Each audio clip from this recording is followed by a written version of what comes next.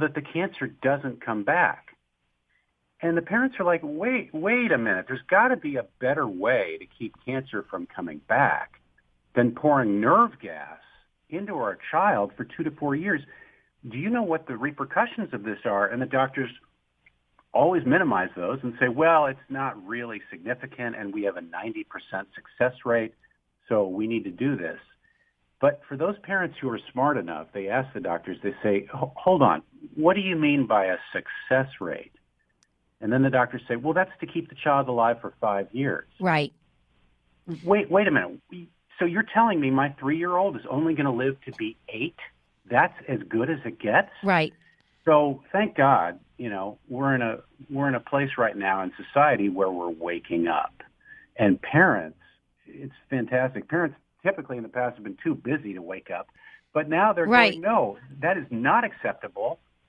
You cannot do that to my child. And so for those parents who tried to pull their kids off long-term chemo, the doctors immediately called Child Protective Services. Which is that's unbelievable to me, because how can one possibly measure 5 years of life a success rate for something that's not always life-threatening?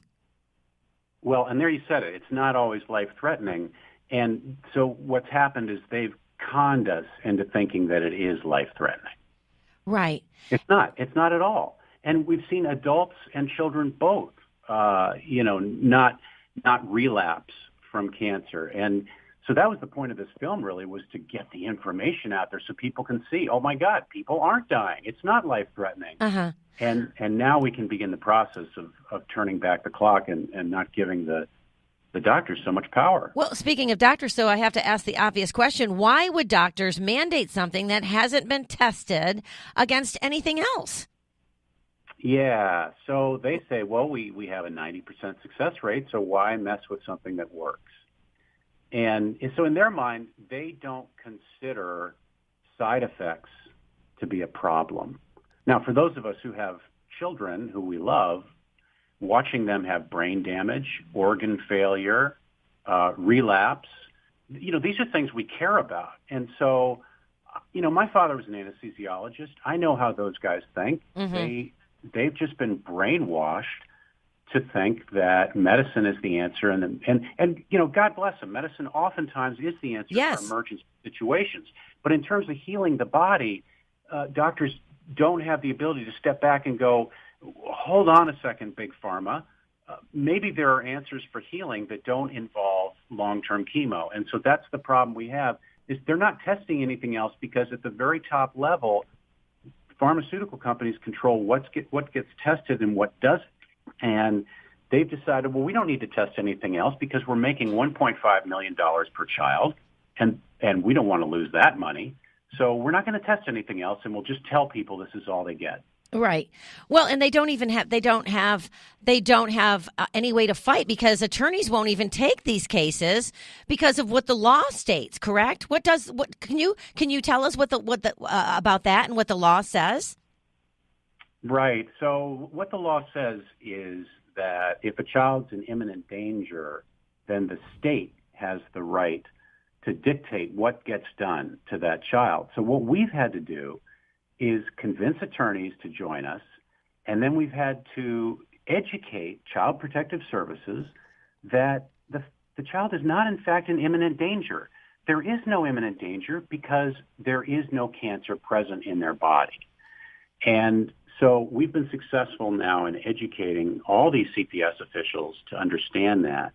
And the kids aren't relapsing because they're on cannabis oil, good nutrition, detox strategies, and they're all thriving. 100% of the kids in the film that are using cannabis oil, nutrition, and detox, going off long-term chemo, they're all thriving. Mm-hmm.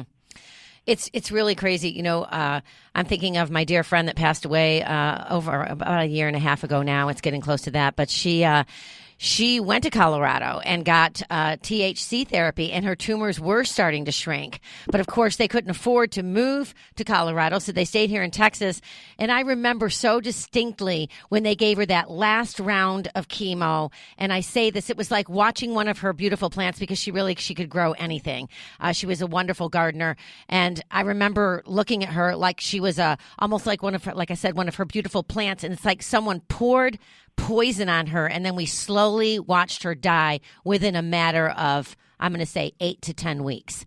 And it's unbelievable, because she was thriving pretty well. She was doing really well with a lot of alternative treatments, but the doctors again convinced her, you've got to do this last round of chemo. You've got to. She was dead, like I said, just a few weeks later. And I don't understand why there's so much pushback. You know, at the end of the day, we're all humans. We all want to, be healthy. We all want to live with as long as we can and be with our children. I know we're talking about greed here, but why does it have to be so extreme that even the government is involved in this? Well, the government makes a lot of money off the tax revenue they get from pharmaceuticals. And at the highest level of the federal government, they know what's going on. And I've spoken with a doctor researcher who's told me that they want the money from all the chemo. I mean, it's millions and millions of dollars in tax revenue that the government is getting. And really, bottom line, the government is just people that have been paid to do what big business wants them to do. Mm-hmm. So, and at the highest level of big business, those guys don't have a conscience. They don't have a soul. They just care about the money. And then at the level of the pediatric oncologist, the guy who has to carry out the bidding of his drug lords, that poor guy's making $2 to $3 million a year. That's a lot of money. Mm-hmm. And you can kind of look the other way if you are. What does that come out to? It's ridiculous. It's like, $100,000 a month? I can't even conceive of it. But that's what they're making, and so they can kind of turn the other way and go, we're really doing the best for children, aren't we? And just think about this. 10 years ago, children used to die with this disease, and now they're not. Yeah, but the quality of life after the chemo, I mean, their immune systems are wrecked. Their life is wrecked.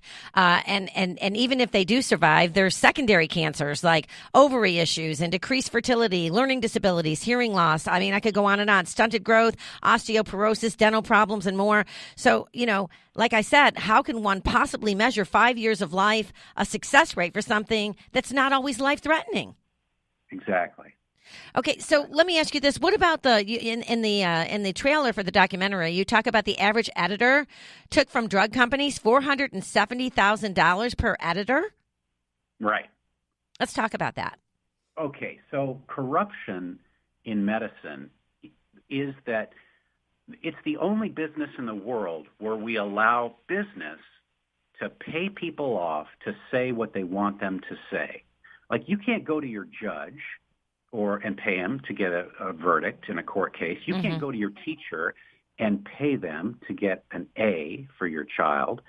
But in medicine, we allow these pharmaceutical companies to go first with the ethics board and pay them off so that they will say that chemo is ethical. And then they go to a Harvard professor, a medical professor, and they pay him off to do speaking engagements talking about how effective their drug is. Wow. And then they go to the journal editors. So there's like 25 major medical journals. They pay each of those editors $500,000 a year to print what they want to have printed in that medical journal. So are we getting the truth about studies, what's being done out there, what's actually going on? No. We're getting everything paid for. And so that conflict of interest actually has doctors concerned. And they're saying, hey, this is not right. We've got to, we've got to get the money out of politics. We got to get the money out of medicine and out of the way, we sort of judge what's right and what's wrong. Mm-hmm. I'm looking at Shawn Wells, and he's over there shaking his head, in agreement. What do you want to say about all this, Shawn? Well, I'm curious, Jeff. Like, I'm a dietitian, and I've worked with cancer patients, and I'm curious. Do you believe like keto, hyperbaric oxygen chamber, IV vitamin C, like some of those kinds of things in place of, at least on this end of things, like once they've had it in remission, like in place of the chemotherapy? Yeah, so what's been really effective is, first of all, stay away from the inflammatory foods. Mm-hmm. So no red meat, no dairy, no gluten, no refined sugar. And then in terms of the things that work, IV vitamin C has been great. Any sort of oxygen therapy is good.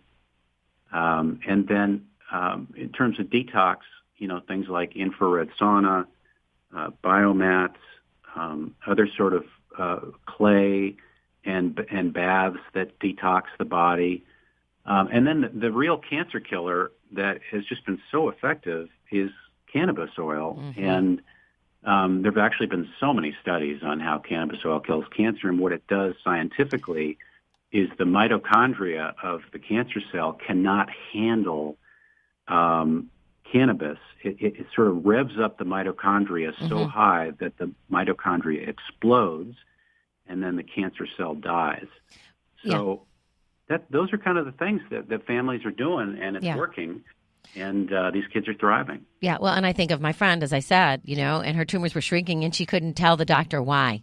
She couldn't be, forthright with them, because then they wouldn't have considered her for some other trial thing they were thinking about doing. And it's just, the whole thing is so very sad. It's just so very sad. We all need to protect one another and get ourselves educated about a subject that's so important. I mean, we're talking about children's lives, young children, and they shouldn't be suffering. They just should. And the last thing they need to be done is forced to be taken from their parents, who love them more than anyone, when they're already suffering. Yeah, and that's happening right now in New York. There's a case of a mother, Candace Gunderson, and her son, Nicholas Gunderson. Yep. And he was taken from his mother, and he is being forced into chemotherapy. And the poor guy, he's 13 years old, and just this week, in his forced lumbar puncture or whatever, he stopped breathing. And, the mother was in court this morning asking for a dismissal of the case, and the judge wouldn't grant it. And she goes, "You realize that my son has stopped breathing 5 times in the last 2 months?" And the judge said, I don't care. I don't care. We're going to keep doing this. Now, that is an extreme situation that came about because the mother was a holistic health coach, and she felt like she knew what was best for her son, and she moved to Florida. Mm-hmm. But she didn't follow the actual protocol of, being friendly with CPS and being friendly with the doctors and having meetings with all of them to work all of this out. She just took off. She got a judge's order to let her go to Florida and thought she was safe. But what we're finding is, through this whole process, you have to follow protocol of getting an attorney, getting a new health team, being friendly with CPS, and then you as a parent can have the power to overcome the system. Wow. Yeah, I'm going to read a quote from her and end the segment on that. It says that they're pumping this biohazard into my son's body. I feel like I'm in a Frankenstein movie, said the mom. I should have the right to decide what's in the best interest of my son now that he is in remission. So lots to think about. Jeff, thank you so much for directing and making the film, the documentary, which is Flipping the Script, everyone. You can get it on Netflix, right? Or Amazon. Yeah. Amazon Prime Videos. Okay, Prime Videos. Yes, I have it. Started watching some of it, and it was so disturbing I had to stop for a little bit, but I will get through it. Knowledge is power, right? Knowledge is power, and the good news is we do have the power, and we can affect change for our lives, and we can get out of the system. Yeah. Thank you so much. Always a pleasure. Thank you. All right, everyone. You can reach Jeff. You can reach out to him at cancercanbekilled.com. We're going to go to break. We'll be right back. You're listening to One Life Radio.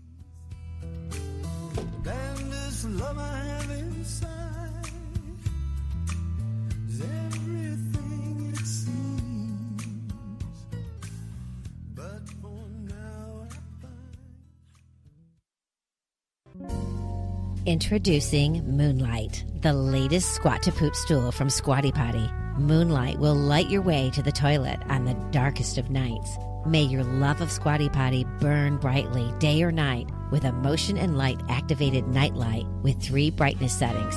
Go to squattypotty.com/onelife for 15% off your entire purchase.